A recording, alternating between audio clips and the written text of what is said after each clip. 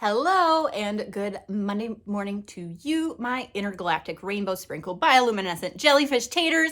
It is I, Hallie, with this week's weekly reading book review, as well as a recap of some other stories I inputted this week. That's probably a better way to say that. Took in? Yeah? Okay. Yay, stories.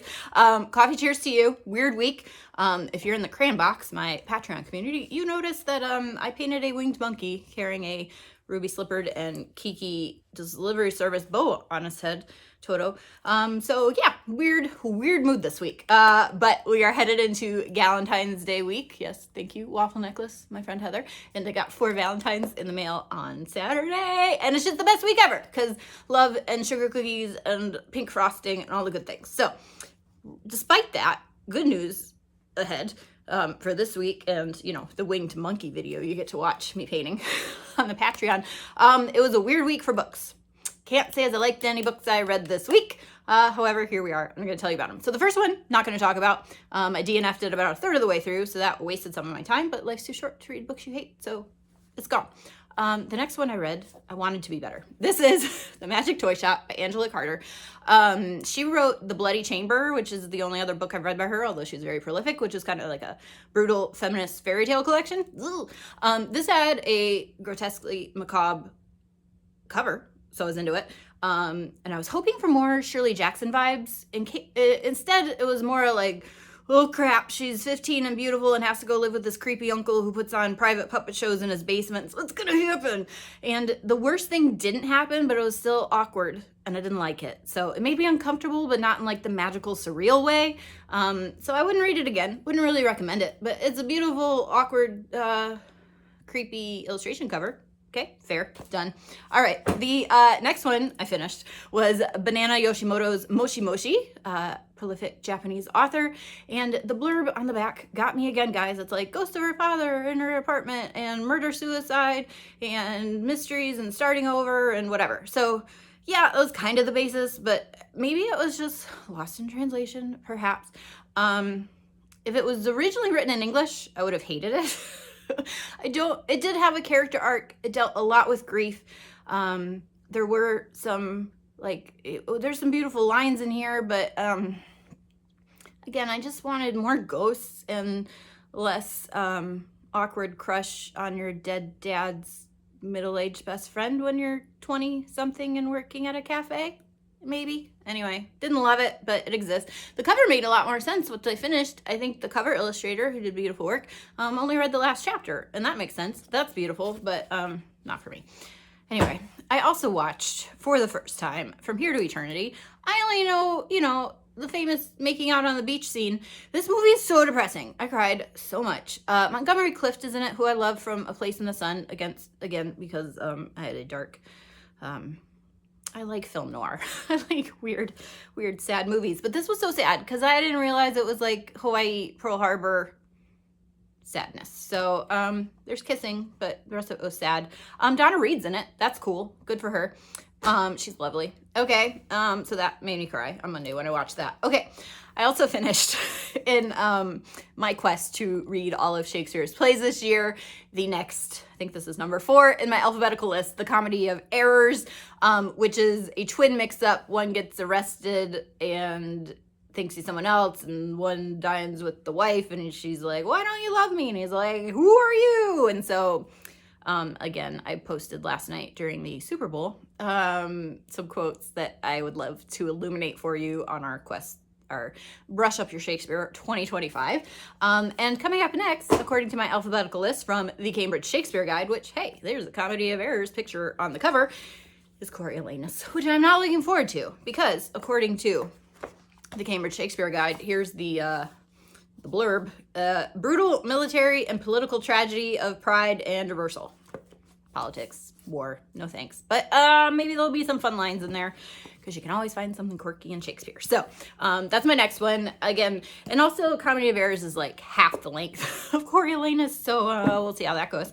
But yesterday, in much better news, for my dad's birthday last month, I bought him tickets to a live performance, yay, live theater, of Peter and the Starcatchers at Center Stage. It defied my expectations. It was so wonderful. So I didn't read this book, but I went to see the play/musical. There was maybe 4 or 5 songs, and I wasn't familiar with it. I have a mug from the original off-Broadway show, but I'd never got to see it or hear it.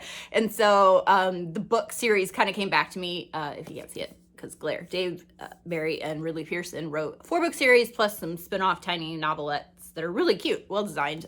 Disney, surprise, Peter Pan. So it's like the origin story of Peter Pan and Black Stash, who becomes Captain Hook, and just the cast, how they did more than one character, how they used just a very simple stage with 2 moving staircases and rope and everything to do all the sets, how they switched from pirates to British military sailors, and it was just lovely. So really enjoyed that. Dad loved it also. He didn't quite catch all the more suggestive jokes, for which I was grateful.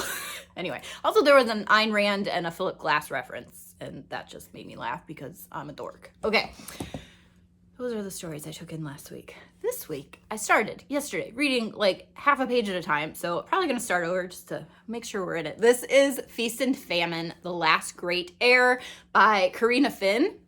Cover by, look how pretty that is, came out simultaneously in hardcover and paperback. This is the Barnes & Noble special edition with those pretty blue edges. Squish those together. Color's not coming out great in this gloomy 40-degree day outside. But enjoying that. Middle grade, so appropriate for all ages. I'm not even going to talk about it because I'm barely into it, but there's 2 kingdoms and the heirs are going to have to duel. That's what I know. And they're girls. One feast, one famine. So practicality versus indulgence. There's pastries. That's what I know. And sword fighting and magic, maybe. I don't know. I liked the cat on the cover. Okay.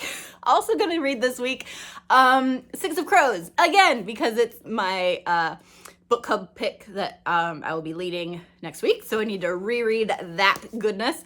And yeah, you see my theater ticket in there for Warehouse Theater. I get to see Jane Anger this week at another local theater, live performance. I wanted to go to the Pay What You Can performance because, hi, artists. I could only pay so much to go, but splurged on that because I needed a Sunday nap. So I get to see that this week. It's about William Shakespeare. Surprise, Shakespeare nerd. It's a comedy, but about, if I'm remembering correctly, the flyer I got in the mail, it's during the Black Plague when all the London theaters closed, and so he's at home with his wife, Anne Hathaway. There can only be one Anne Hathaway.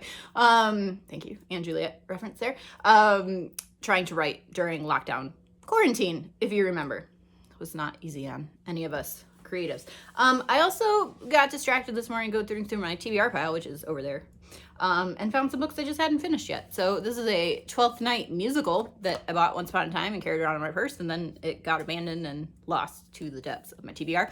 I also, I'm halfway through Art Club by Rashad Doucette, who's a SCAD professor, and didn't finish that middle grade graphic novel about Art Club for some reason.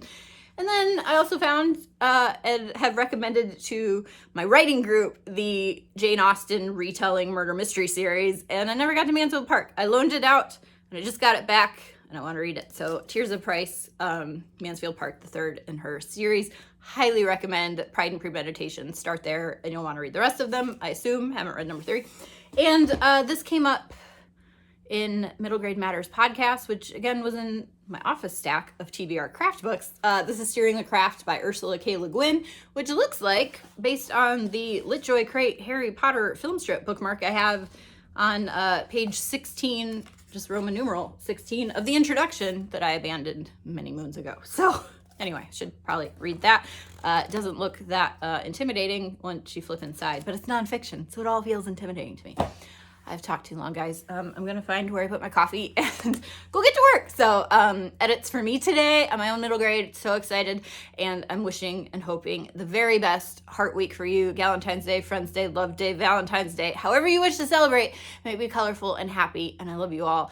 Let me know what stories you're reading, loving, watching, enjoying, and we'll chat more books and art soon. Cool? Okay.